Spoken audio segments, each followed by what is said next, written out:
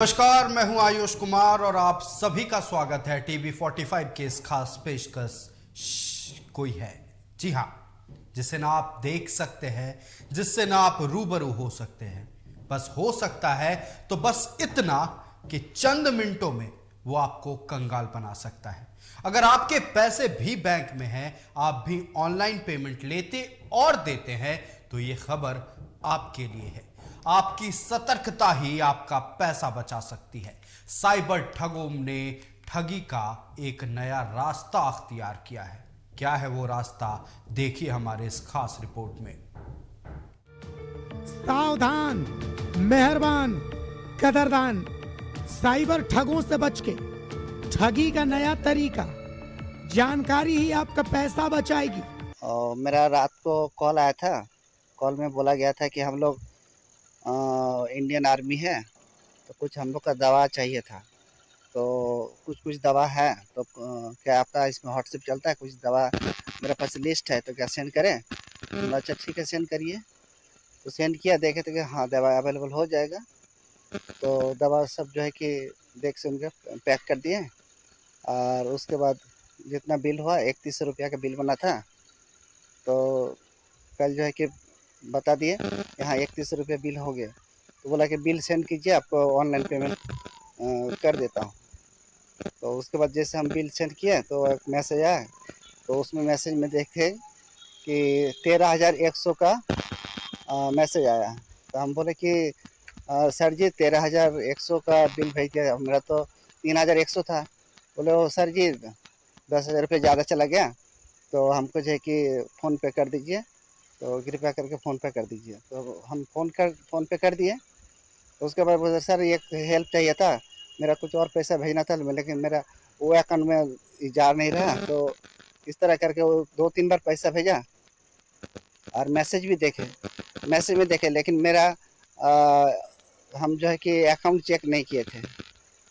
तो मैसेज में देखे कि हाँ 20,000 करके 3 बार पैसा वो भेज चुका है। तो 3 बार पैसा भेजा और पहले जो 10,000 रुपये ज़्यादा आया था वो लेकर मेरा साथ 70,000 रुपया का ज़्यादा चला गया। ठगी की क्रोनोलॉजी को समझिए। आपके फोन पर मैसेज आएगा कि आपके अकाउंट में पैसा आया है। फिर आपके नंबर पर फोन आएगा कि आपके अकाउंट में गलती से पैसा चला गया है। आपसे इसे वापस करने को कहा जाएगा।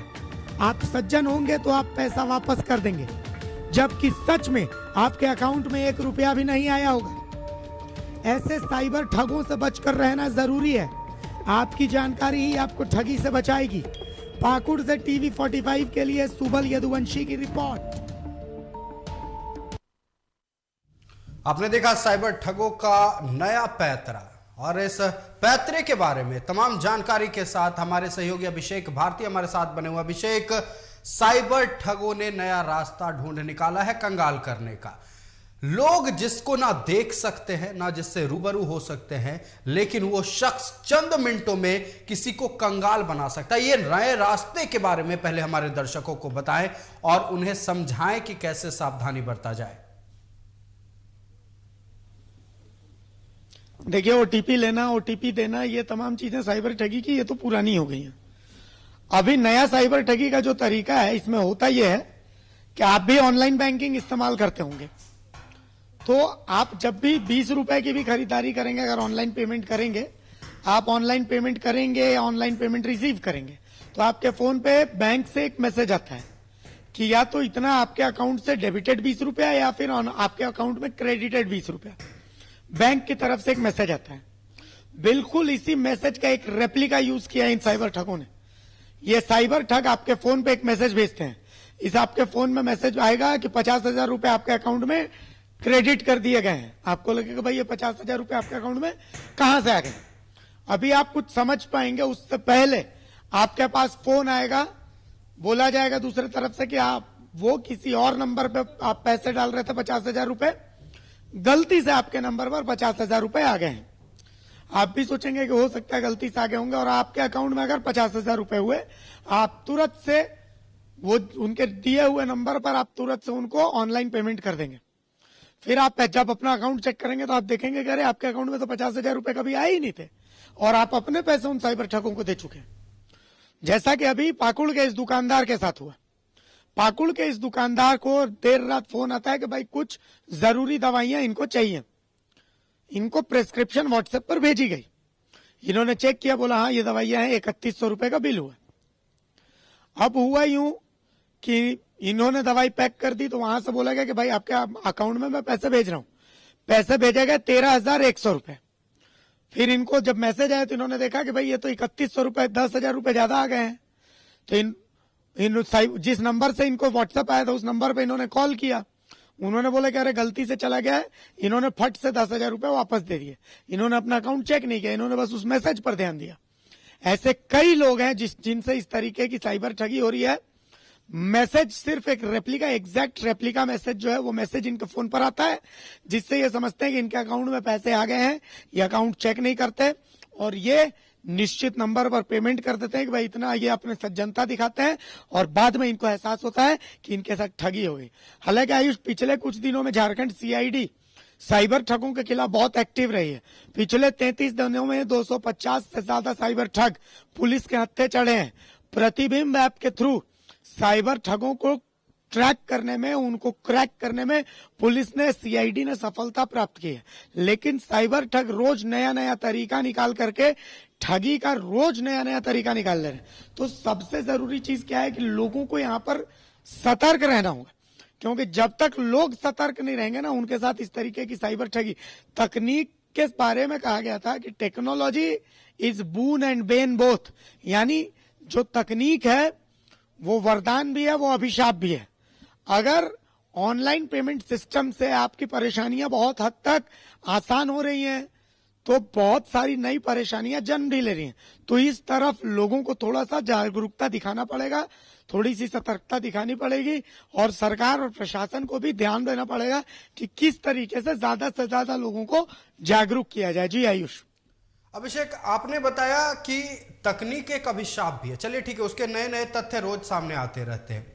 क्या किसी भी तरीके से इन साइबर ठगों पर शिकंजा कसा जा सकता है? क्योंकि देखिए, हमने भी रिसर्च किया इस मामले में, तो ये तथ्य निकल कर सामने आया कि जो अकाउंट डिटेल्स भेजे जाते हैं वो उन साइबर ठगों के नहीं होते हैं। वो क्या करते हैं, कुछ लोगों को पकड़ते हैं, खास करके समझ लीजिए कि जो लोग रोज कमाने खाने वाले लोग हैं, उनके नाम से अकाउंट खुलवाया जाता है, उनके अकाउंट डिटेल्स अपने पास रखते हैं और उसके बाद पेमेंट उसमें मंगवाकर उनसे पेमेंट अपने पास लेते हैं या कैश और नगद बरामद कर लेते हैं, कैश जाकर बैंक से निकाल लेते हैं। वो उनका तरीका है, ठीक है। लेकिन क्या अगर इन लोगों को पकड़ा जाएगा तो समाधान हो सकता है? क्योंकि ये तो बेचारे लोग हैं, ये भोले लोग हैं, इन्हें कुछ पैसों का झांसा देकर अकाउंट खुलवा दिया जाता है और इनके अकाउंट का इस्तेमाल गलत कामों में होता है। देखिए आयुष, इस मॉड्यूल को समझने के लिए जामताड़ा नाम की एक वेब सीरीज आई थी। उस वेब सीरीज को जब आप देखेंगे तो इस मॉड्यूल को आप बहुत आसानी से समझ पाएंगे। जो बातें आपने कही है वो तमाम बातें जामताड़ा में दिखाई गई। तो अब क्या होता है, देखिए, क्राइम तो होता रहेगा। क्राइम, दुनिया की ऐसी कोई शक्ति नहीं है जो इस तरीके के क्राइम को रोक सकती है। क्योंकि जैसे जैसे तकनीक बढ़ेगी, उस तकनीक के लूप होल्स का फायदा साइबर ठग उठाएंगे। इससे लड़ने का सबसे अच्छा तरीका, जैसा आप कह रहे हैं ना कि इस पर नकेल कैसे, इन सबको कैसे गिरफ्तार किया जा सकता है, इन सबको गिरफ्तार करना इतना आसान नहीं होता। इनको सबसे आसान तरीके से हराया कैसे जा सकता है, लोग जागरूक बने। देखिए, जब तक, अब जैसे मान लिया पेमेंट करना है, तो आप एक बार रीचेक करके अगर पेमेंट करेंगे तो क्या हो जाएगा, 2 मिनट देर ही हो जाएगी तो क्या हो जाएगा। मान लिया जैसे अकाउंट डिटेल्स की बात है, अपने अकाउंट डिटेल्स को लोग किसी के साथ शेयर ना करें, अपनी ओटीपी किसी के साथ शेयर ना करें। आप लालच में मत आए। आपके पास मैसेज आ रहा है, अगर मैसेज आ रहा है कि आपके अकाउंट में पैसे क्रेडिट हुए हैं, एक बार आप जिस भी यूपीआई ऐप का यूज करते हैं उस यूपीआई ऐप पर एक बार अपना अकाउंट बैलेंस चेक कर लें। ये फ्री ऑफ कॉस्ट है, कोई पैसे नहीं लगते। जैसे आप ऑनलाइन शॉपिंग करते हैं, अमेजॉन, फ्लिपकार्ट, जोमेटो, स्विगी, इन सब में रिफंड के नाम पर लोगों से साइबर ठगी होती है। आप वहां पर, आपको एक चीज समझना है कि पैसे एक्सेप्ट करने के लिए कभी भी पिन या ओटीपी की जरूरत नहीं पड़ती, पैसे देने के लिए हमेशा पिन और ओटीपी की जरूरत पड़ती है। तो इस चीज को लोग जब जितनी जल्दी समझ जाएंगे, अब जैसे इसी केस में इस केस में इनके पास मैसेज आया कि इनके अकाउंट में पैसे क्रेडिट हुए हैं। 1 मिनट लगता अगर ये अपना अकाउंट चेक कर लेते तो इनके साथ साइबर ठगी नहीं होती, लेकिन इन्होंने चेक करना मुनासिब नहीं समझा, ये भरोसे में रह गए। एक चीज का ध्यान रखना है, जैसे बच्चे में हम सफर करते थे तो हमको माँ कहती थी कि बेटा रेल में किसी का दिया हुआ कुछ खाना नहीं, तो हमें गुस्सा आता था माँ की बात पर कि माँ कहती है दुनिया तो भरोसे पे चलती है। नहीं, अब भरोसा नहीं करना है, ये वक्त ऐसा है, भरोसा नहीं करना है। हो सकता है भरोसा ना करने के कारण 2 रिश्ते टूट जाए। संवाददाता सुबल फोन लाइन पर जुड़ चुके हैं। सुबल, एक नई ठगी का पैतरा सामने आया है। मैसेज आता है हूबहू रेप्लिका बैंक के मैसेज की तरह कि आपके अकाउंट में फलाना अमाउंट क्रेडिट हुआ है। ऐसा ही एक मामला देखने को मिला। आप पहले उसकी जानकारी दर्शकों को बताएं। देखिए आयुष जी, हालांकि पाकुड़ जिले में इस तरह की मामला कोई नई बात है नहीं है। आए दिन इस तरह का मामला सामने आते रहते हैं। जैसे कि आज जो खबर चल रही है उस खबर में पहले दवाई का नाम से उसको एक मैसेज आती है, उसमें बोलता है इसको अमाउंट आया है, फिर अमाउंट को रिफंड करे। इस तरह से जो कि दिखाया जाए पूरा मामला को, तथ्य को देखा जाए तो साइबर अपराधी जो हो जाए संताल परगना में देवघर, दुमका, पाकुड़, गोड्डा की बात की जाए तो नए नए आदमी को पकड़ते हैं। उसके बाद जो मैसेज हो उसको जान लेते कि वो अनुभवी कम है नहीं है। कोई उन लोग का स्थानीय जो पाकुड़ जिले की बात की जाए, कुछ दिन पहले ही छापेमारी करके 5 से 7 आदमी को गिरफ्तार करके पाकुड़ पुलिस जेल भेजे हैं। तो वही पाकुड़ में ही कोई ऐसा आदमी है जो उसकी पूरी जानकारी को देती है और पूरा तथ्य को देने के बाद उसको मतलब कि अपने जाल में फंसाकर साइबर ठगी कर लेते हैं। जी आइए, पुलिस की ओर से क्या अपडेट है सुबल? क्या किसी भी तरह की कोई कार्रवाई शुरू हुई है? इनिशियली कुछ पता लग पाया है जिस अकाउंट में पैसा ट्रांसफर हुआ, क्या उसे फ्रीज करवाया गया है? देखिए आयुष जी, एक मेरे जो थाने के एसआई होते हैं उनसे अनऑफिशियली बात हुई थी कुछ दिन पहले। इसी का चर्चा हो रहे थे, हम लोग थाने में बैठे हुए थे, 4 पत्रकार बैठे थे और 4 पुलिस कर्मी भी थी, बात हुई थी। और उस दिन आंध्र प्रदेश के साइबर ठगी के मामले में हिरनपुर आए हुए थे 4 मतलब की टीम जाके आंध्र प्रदेश के। तो उसी दिन बता रहे थे कि हम लोग बताए थे कि सर जबकि पाकुड़ जिले में आए दिन इस तरह का मामला होता है लेकिन कोई भी मामले के उजागर नहीं होते हैं, आखिर क्यों? तो उन्होंने बताया कि जैसे कि इस फंड जो होता है, झारखंड पुलिस का कोई फंडिंग नहीं है कि जो बाहर जाके कार्रवाई करे या कुछ करे, तो उसका खर्चा इसी के लिए पाकुड़ जिले में जो होता है या झारखंड की बात की जाए तो उसमें इसीलिए पुलिस नीचे दब जाती है और तह तक नहीं जा पाती है। उसके लिए कोई फंडिंग नहीं, कोई समुचित व्यवस्था नहीं है। जबकि आंध्र प्रदेश के पुलिस आके झारखंड के पाकुड़ जिले में कार्रवाई कर लेते हैं, पकड़ के जो भी होता है छानबीन कर लेते हैं, लेकिन झारखंड के पुलिस इस मामले में कार्रवाई नहीं कर पाते हैं। जी आयुष जी, सुबल आपका हमारे साथ जुड़ने के लिए, तमाम जानकारी के लिए बहुत बहुत धन्यवाद। हमारे सहयोगी अभिषेक भारती हमारे साथ बने हुए हैं। अभिषेक, सुबल ने जैसा बताया कि किसी तरह का फंड अलॉट नहीं किया गया, मतलब कमजोरी कहीं ना कहीं, लूप होल कहीं ना कहीं हमारे झारखंड के सिस्टम में भी है। एक बात तो ये रही, एक वाक्य याद आ रहा है, अब से कुछ दिन पहले यानी 15 से 20 दिन पहले कुछ लोगों की गिरफ्तारी हुई थी, 4 से 5 लोग थे। जब पूरी बात निकलकर सामने आई, बेंगलुरु से गिरफ्तारी हुई थी। लगभग 350 करोड़ रुपए के साइबर ठगी का मामला था और ये पैसे चाइना, पाकिस्तान जा रहे थे। मतलब सिर्फ कोई एक शख्स खतरे में नहीं है अभिषेक, पूरा का पूरा देश, हमारी सिक्योरिटी भी खतरे में, क्योंकि इन्वेस्टमेंट जहां हो रहा है ये टेरर फंडिंग के तौर पर भी इस्तेमाल होती है राशि। बिल्कुल सही बात है आयुष, आप बिल्कुल सही कह रहे हैं। देखिए 10 रुपए की भी ठगी अगर होती है, ठीक है, मान लिया 10 रुपए की ठगी होती है, ऐसे 10-15 हजार रुपए से नीचे की ठगी तो किसी के साथ होती नहीं, लेकिन मैं कहता हूं कि 10 रुपए की भी ठगी होती है। अगर 10,000 लोगों से ठगी होती है तो सोचिए कि ये रुपया कितना बड़ा है और ये मॉड्यूल कितना बड़ा है। तो सबसे बड़ी चीज ये है इसमें कि हमारा जो कानूनी व्यवस्था है, कानूनी व्यवस्था में हमारा जो सिस्टम है वो सिस्टम इतना मजबूत नहीं है कि इन ठगों को ट्रैक कर सके। जब इन ठगों को, मान लिया यही 10,000 रुपए, आप सोचिए कि इनके साथ ये थाने गए होंगे तो थाने में इनका केस तो रजिस्टर, भगवान भरोसे अगर रजिस्टर हो भी जाए, ऐसे तो अमूमन साइबर के केसेस को रजिस्टर करने में बहुत चिल्लपों करती है पुलिस, रजिस्टर हो गया होगा तो थाने में मौजूद कितने अधिकारी ऐसे हैं, कितने पुलिसकर्मी ऐसे हैं जो इनके केस को समझ सकेंगे और उस ट्रैकिंग मॉड्यूल को या उस ट्रैकिंग मॉड्यूल को ट्रेस कर पाएंगे, उस ट्रेल को ट्रेस कर पाएंगे। कितने लोग हैं ऐसे? आपको लगता है कि थाने में मौजूद एक हवलदार रैंक का या फिर एक सब इंस्पेक्टर रैंक का अधिकारी इसको ट्रैक कर सकता है, इसको ट्रेस कर सकता है? नहीं। हर थाने में एक साइबर थाना, हर जिले में 2-2, 3-3 साइबर थाने होने चाहिए। हर थाने में मैं तो कहता हूं कि एक साइबर थाना होना चाहिए, एक साइबर एक्सपर्ट होना चाहिए जो कि इनकी ऐसे लोगों की परेशानियों को समझे, इस ट्रेल को समझे।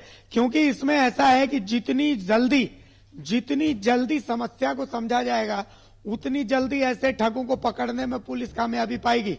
लेकिन ऐसे जब केसेस ही दर्ज नहीं होते, सीरियसली ऐसी चीजों को लिया ही नहीं जाता, मुझे नहीं लगता कि रांची के अलावा बाहर कहीं साइबर ठगी होती है तो उनको सीरियसली लिया जाता है। तो थोड़ा सा तो देखिए, प्रशासन और कानूनी लेवल पर लूप होल है। लेकिन पिछले कुछ दिनों, जैसा कि मैंने कहा कि 33 दिन में 250 साइबर ठगों को झारखंड पुलिस ने पकड़ा है। झारखंड सीआईडी प्रतिबिंब ऐप के थ्रू काम कर रही है, तो उम्मीद की किरण तो जगी है। उम्मीद करते हैं कि ऐसे लोगों को भी इंसाफ मिलेगा। आयुष जी, अभिषेक, आपका हमारे साथ जुड़ने के लिए और तमाम बातचीत के लिए बहुत बहुत धन्यवाद। उम्मीद की किरण जगी है। साइबर ठगी के मामले में झारखंड पुलिस अलर्ट नजर आ रही है, लेकिन सवाल यह है कि क्या हमारा सिस्टम इतना दुरुस्त है? क्या पुलिस वालों को इतनी ट्रेनिंग मिली है कि ये जो मॉड्यूल है साइबर ठगों का, इसको ट्रैक किया जा सकता है? इस पर रोक लगाने का बस एक ही तरीका फिलहाल हमें नजर आ रहा है और हम आपको ये बताना चाहेंगे कि आप सावधानी बरतें, किसी भी तरह के फोन कॉल, मैसेज के झांसे में ना पड़े। अगर कोई आपको कहता है कि आपके अकाउंट में फलाने राशि क्रेडिट हुई और गलती से चली गई, ठीक है, मैसेज आया, आप अपना अकाउंट बैलेंस चेक कर लें। सारा दूध का दूध, पानी का पानी हो जाएगा। हड़बड़ाहट ना करें और सज्जनता दिखाने के चक्कर में खुद को कंगाल ना बना दें। फिलहाल